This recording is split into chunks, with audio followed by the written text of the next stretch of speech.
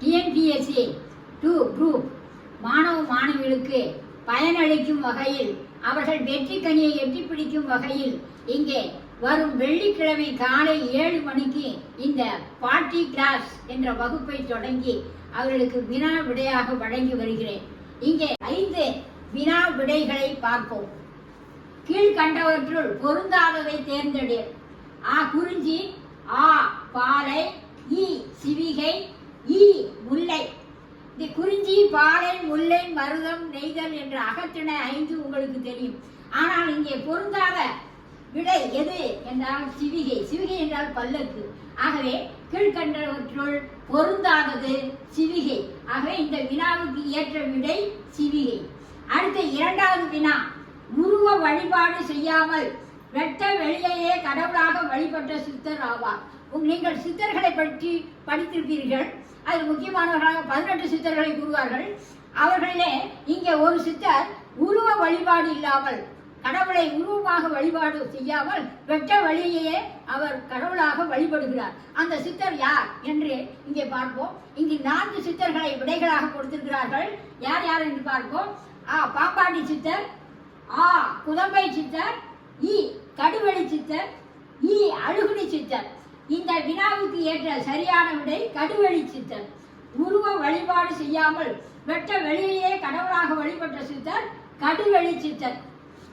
3வது வினா, சொற்றுணை வேதியன். சொற்றுணை வேதியன் சோதிவானவன் ஒற்றுணை பொருந்தடி கருந்த கைதொழ ஒற்றுணை பூன்றிய கடலில் பாய்ச்சினும் நற்றுணையாவது நம சிவாயமே என்ற சொற்றுணை வேதியன் என்ற தேவார பாடலை பாடிய 4 சைவ சமய நாயன்மார்கள் 4 யார் என்பதை இங்கே பார்க்கலாம். இங்கே சொற்றுணை வேதியன் என்று தொடங்கும் தேவார பாடலை இயற்றியவர் ஆ சுந்தரர், ஆ திருநாவுக்கரசர், இ திருஞான சம்பந்தர், இ மாணிக்கவாசர் என்று 4 விடைகளை கொடுத்திருக்கிறார்கள். ஆனால் இங்கே சொற்றுணை வேதியன் என்ற தேவார பாடலை பாடியவர் திருநாவுக்கரசர். திருநாவுக்கரசர் தான் இந்த பாடலை பாடினார். 4வது வினாவை பார்ப்போம்.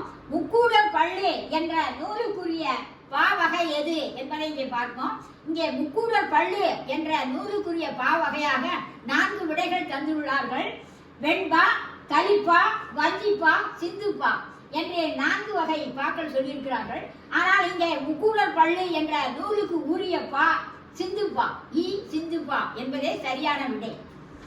5வது வினாவை பார்ப்போம். தமிழுக்கு தொண்டு செய்வோம் சாவதில்லை. தமிழுக்கு தொண்டு செய்வோம் சாவதில்லை. இதை கூறியவர் யார்? யார் கூறியது என்று பார்ப்போம். இதற்கு 4 விடைகள் அளித்திருக்கிறார்கள். பாரதியார், பாரதிதாசன், கண்ணதாசன் மற்றும் கபிலர் ஆகிய 4 புலவர்களை கொடுத்திருக்கிறார்கள். ஆனால் இங்கே தமிழுக்கு தொண்டு செய்வோம் சாவதில்லை என்ற கூற்றை கூறியவர் பாரதிதாசன்.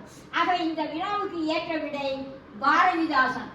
இந்த வினாவையும் விடைகளையும் வரும் வெள்ளிக்கிழமை டிஎன்பிஎஸ்சி குரூப் 2 மாணவ மாணவிகள் படித்து நன்றாக புரிந்து தேர்வில் வெற்றி பெற்று வெற்றி கனியை எட்டி பிடிக்க வாழ்த்துகிறேன்.